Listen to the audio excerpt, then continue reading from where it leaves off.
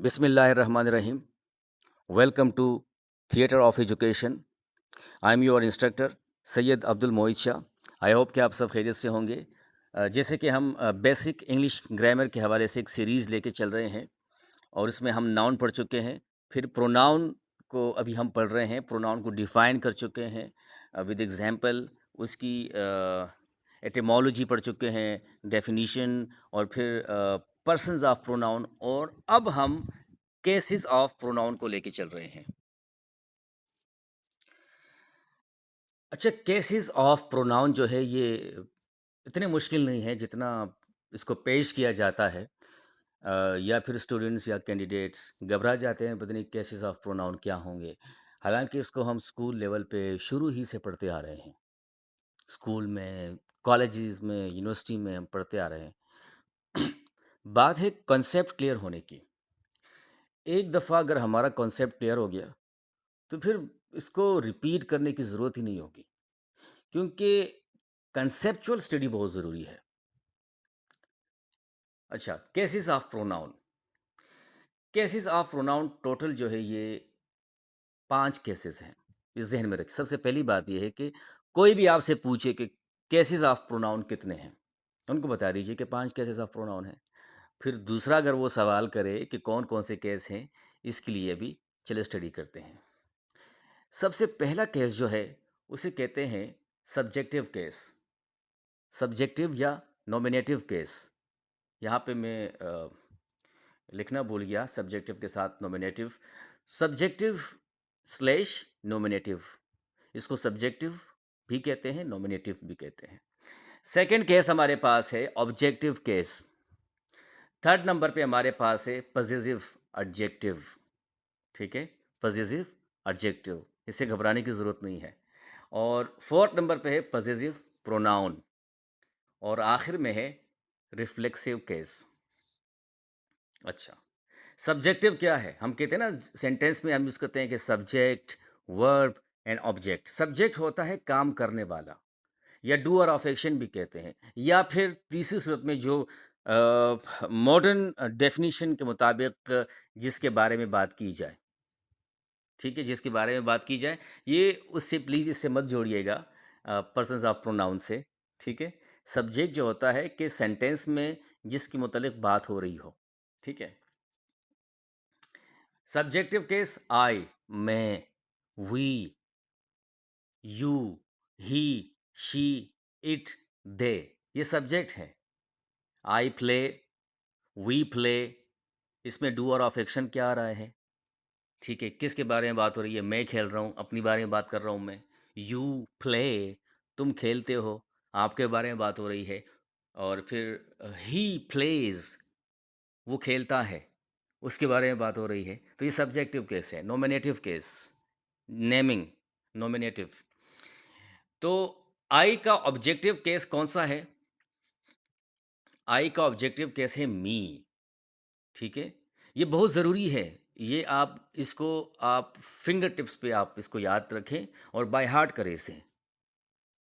आई का objective case मी, और we का ऑब्जेक्टिव केस अस, यू का ऑब्जेक्टिव केस यू ही है, ही का ऑब्जेक्टिव केस हिम, शी का हर, इट का इट, दे का देम।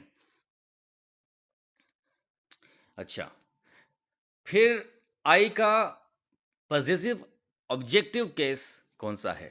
आई का माई आएगा, वी का अवर आएगा, यू का योर आएगा, ही का हिज आएगा, शी का हर, इट का इट्स, दे का देयर।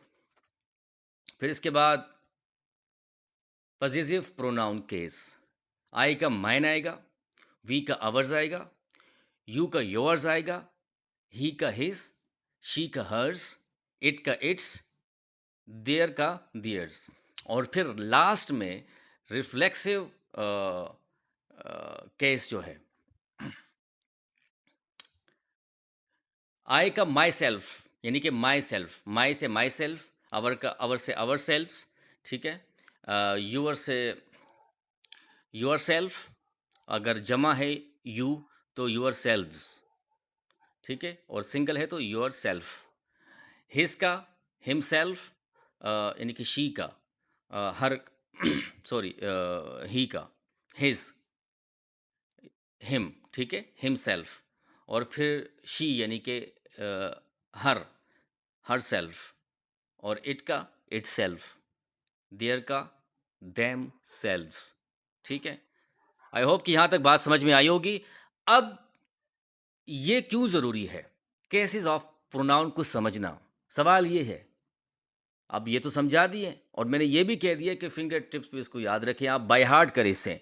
लेकिन सवाल ये है कि ये क्यों ज़रूरी है? असल में जब भी हम सेंटेंस बनाते हैं, चाहे वो एक्टिव वे में हो या फिर पैसिव वे में हो, उसके लिए बहुत ज़रूरी है ये।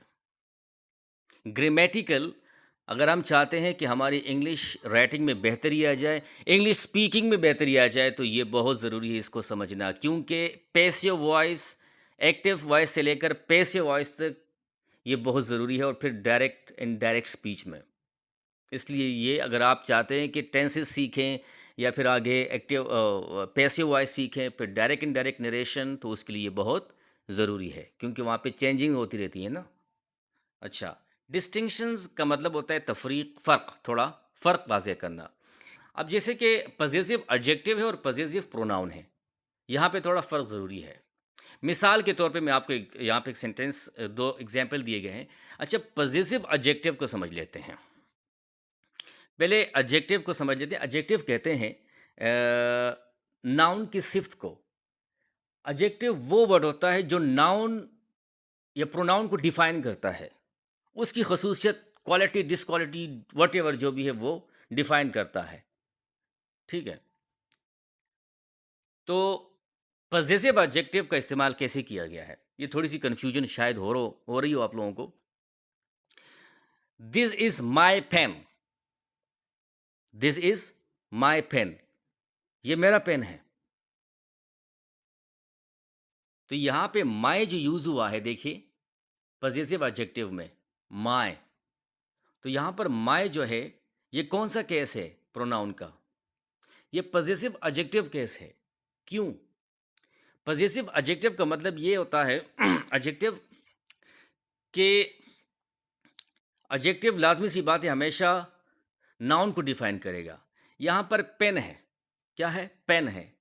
तो माय पेन पजेस कर रहा है, यानी कि मेरा। पजेस कहते हैं मलकियत को, कि ये चीज़ मेरी है, ठीक है? पोजीशन इसे कहते हैं मलकियत को।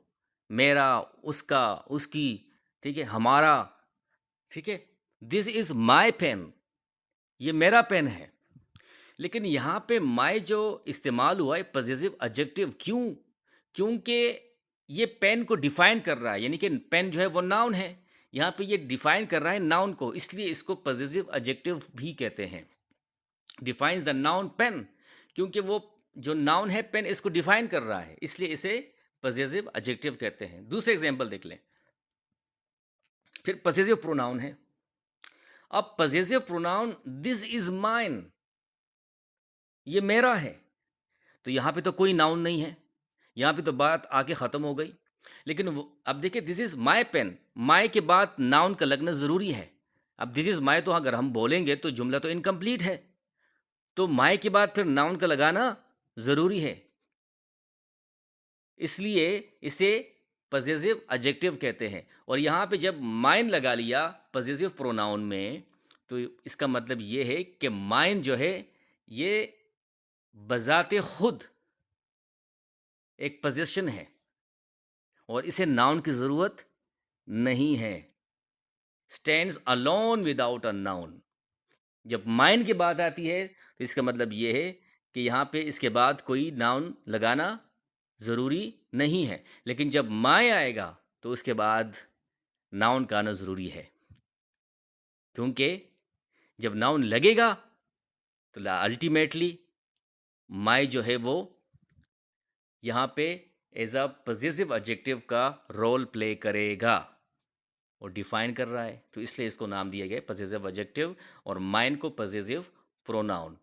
ठीक है, आई होप कि ये बात समझ में आई होगी। फिर भी अगर कोई कन्फ्यूजन हो तो आप कमेंट्स सेक्शन में पूछ सकते हैं, बिल्कुल। And thank you so much for watching. इंशाल्लाह फिर नेक्स्ट पार्ट ऑफ स्पीच को लेके चलेंगे, जो होगा एडजेक्टिव। ठीक है? अल्लाह हाफ़िज़।